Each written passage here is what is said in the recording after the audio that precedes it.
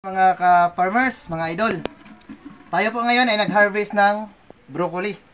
Magtatagalog na po tayo ngayon sa ating vlog na ito para mas maintindihan po ng mga hindi makakaintinding Bisaya. Kasi alam ko na marami din tayong manonood na hindi Bisaya. Ang gagawin po natin mga idol, ay yung pinagbalatan po nitong waste materials po ng broccoli, ay gagawin po nating foliar fertilizer, yung fermented plant juice.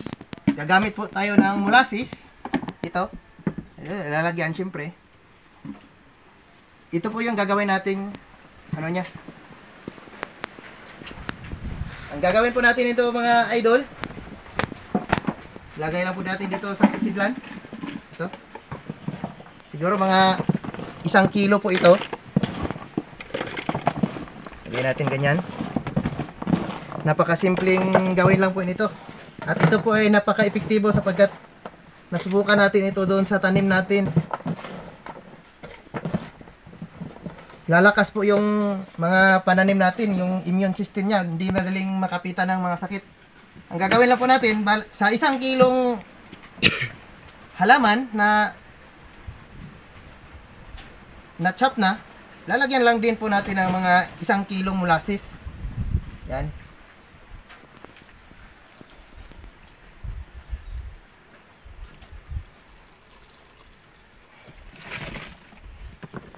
Tapos paghaluin natin.